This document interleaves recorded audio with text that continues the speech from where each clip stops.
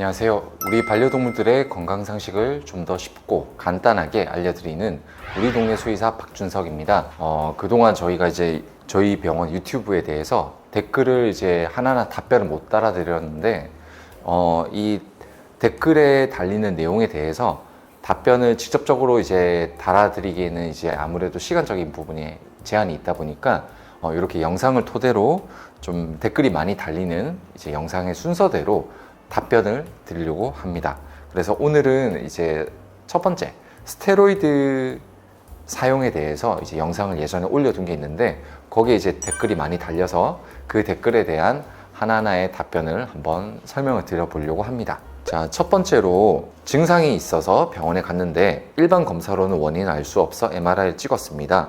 그리고 저희 강아지가 디스크 문제가 마일드하게 있다면서 스테로이드제인 프레드니솔론을 처방해주고 두고 보자고 하더라고요. 첫 번째는 한 달치를 받아왔는데 스테로이드 복용이 끝나니 다시 아파하는 불편해하는 증상이 다시 시작되었습니다. 다시 병원에 갔더니 또 한 달치의 스테로이드 약을 처방을 해주었어요. 이렇게 계속 스테로이드를 먹어도 되는지, 그리고 다른 신경과 수의사는 저희 강지 증상이 좀 특이한 경우이긴 하는데 디스크 증상이 맞는지도 봐주시면 감사하겠습니다 라고 하셨습니다. 이 영상을 저희가 이제 봤을 때 실제 디스크와 관련된 증상은 맞는 것 같아요. 디스크와 관련된 증상은 맞는 것 같은데, 일단은 디스크가 있을 때도 대표적인 약 중에 하나가 스테로이드가 되겠죠.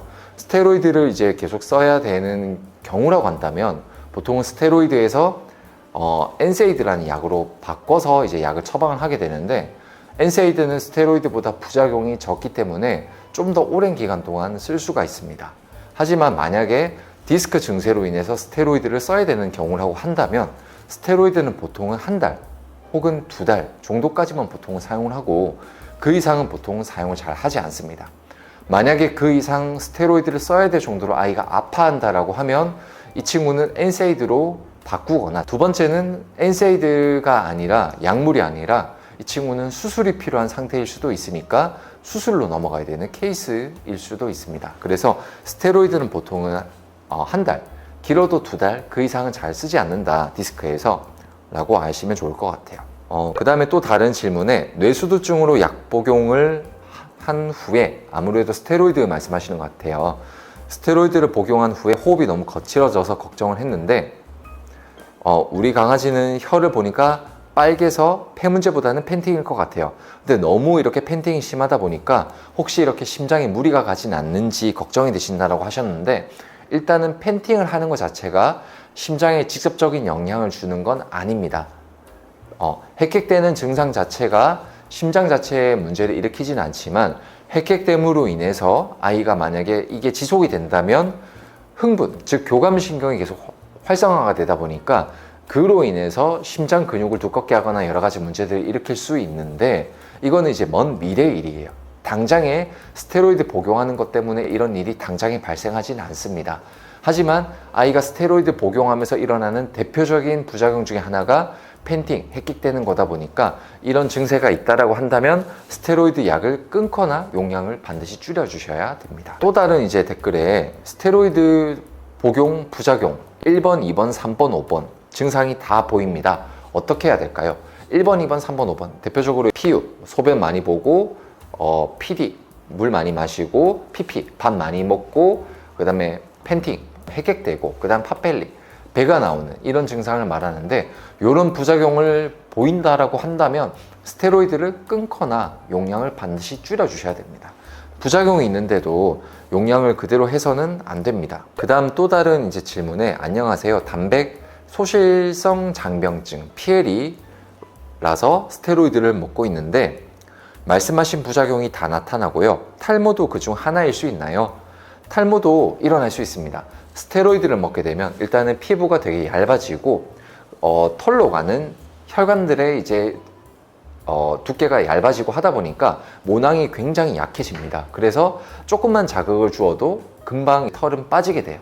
이렇게 털이 빠지다 보니까 아무래도 이제 탈모가 일어나게 되는데, 스테로이드를 오래 복용을 하다 보면은 탈모는 일어날 수 있습니다. 또 다른 질문에 디스크 진단 2단계인데 주사 맞고 내복약 속에 약간 스테로이드가 들어가 있대요.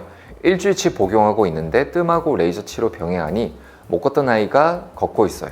근데 일반 병원서 2주 내복약 먹이면서 지켜보자고 했는데 요즘 영상으로 보는 정보들이 무수히 많아서 보던 중에 근력 약해진다며 복용 말라는 걸 봤습니다. 차도가 보이는데 약으로 인해 장애견이 될까봐 너무 걱정이 됩니다. 일단은 디스크 증상 2단계라고 한다면 디스크 증상 5단계가 있습니다. 1, 2, 3, 4, 5단계 중에서 2단계는 보통 일반적으로 걷긴 걷는데 잘 못 걷는 파레시스가 있는 단계를 말합니다.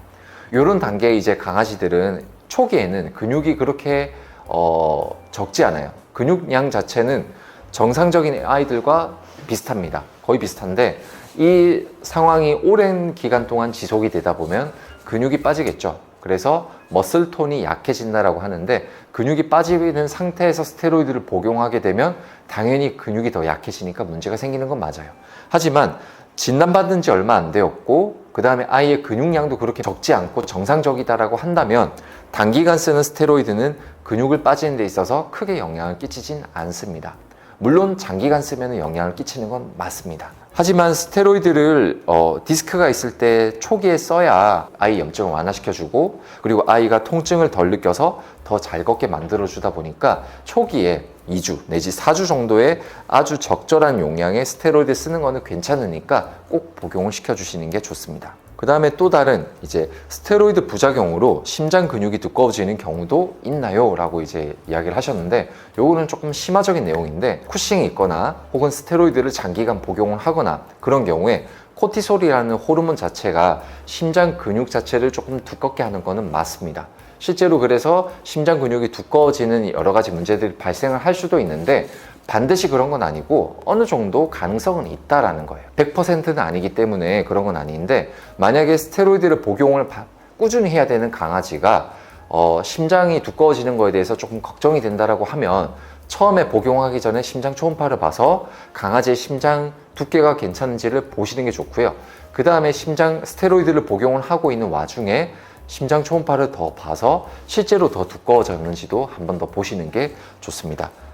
그래서 정리를 하자면 연관성은 있지만 100%는 아니다. 그 가능성이 그렇게 높진 않습니다. 또 다른 질문입니다. 저희 강쥐가 치와와 열쇠 2.2kg 정도이고 기관지 허탈 협착 증상이 없진 않아서도 왜 그러 싶을 정도로 꺽꺽거리는 정도였는데 몇 주 전부터 안과 질환이 발생해서 안약 투여 3, 4일 전 안약 종류를 변경했고 현재 넣고 있는 스테로이드, 항생제, 산동제 이런 것들을 넣고 있는데 혹시나 안약을 넣고 있는 게 이런 거와 관련이 있는지 밤에 거의 잠을 못 자고 뒤척거리거나 사람 무호흡증처럼 킥킥거리고 꺽꺽 소리도 심해졌어요.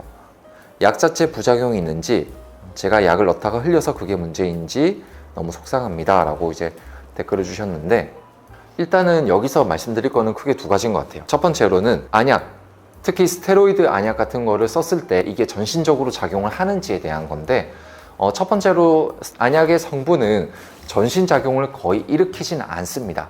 하지만 제가 이제 실제로 제 환자들에서 겪었던 거를 토대로 판단을 해보면 100%는 아니라는 거예요. 실제로 안약을 넣었을 때 눈에도 수많은 혈관들이 있겠죠. 그 혈관으로 안약 성분이 들어갈 거고 그 안약에 들어있는 스테로이드 성분이 어느 정도 작용을 하면서 간 수치에 영향을 끼칠 수도 있더라고요. 실제 안약이나 이런 토피컬 제제들, 그러니까 국소적으로 작용하는 약품들이 전신적인 작용에 대한 거는 굉장히 떨어진다라고 알려져 있는데 실제 케이스들을 겪어보면 어느 정도 연관성이 있는 케이스들이 있습니다.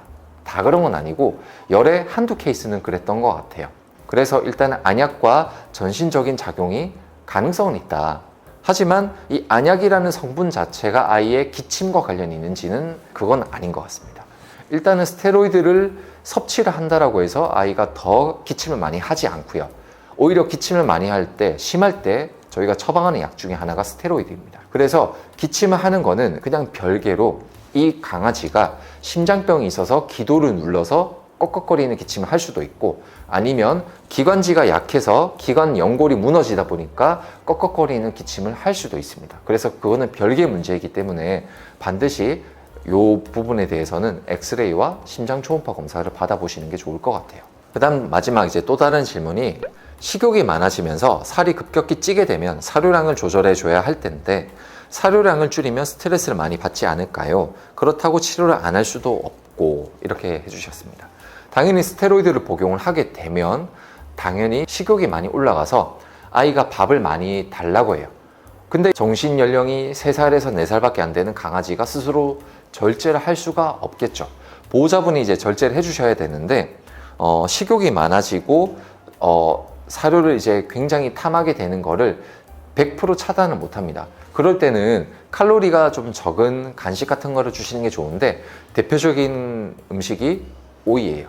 그리고 우뭇가사리 같은 거 있죠. 그런 것들도 말려서 이제 급여하는 거를 이제 권해드리는데 이 음식이 아이한테 다 맞다라는 건 아닙니다. 실제로 오이라는 제품을 예로 들어보면 이 식품이 아이한테 맞을 수도 있고 안 맞을 수도 있는데 그거를 판단하는 건 먹여보고 알러지 반응 같은 건 없는지 구토나 설사 같은 건 없는지를 꼭 판단하셔야 됩니다.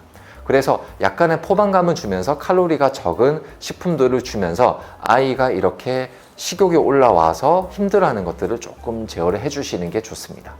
그리고 이제 당연히 식욕이 올라오다 보니까 그거를 맞춰주려면 사료를 더 주셔야 되는데 사료를 더 주다 보면 아이는 살이 찌고 살이 찌다 보면 여러 가지 문제들이 발생을 하겠죠. 그래서 사료량 조절도 반드시 해주셔야 됩니다.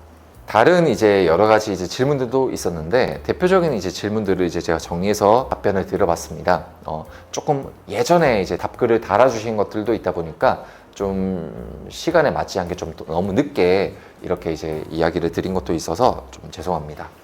일단 이제 이런 식으로 영상에 이제 있는 댓글들은 저희가 보고 도움이 되겠다라고 판단이 되는 것들은 이렇게 영상으로 답변을 드리도록 하겠습니다. 오늘 내용이 도움이 되셨다면 좋아요와 구독 부탁드리겠습니다. 감사합니다.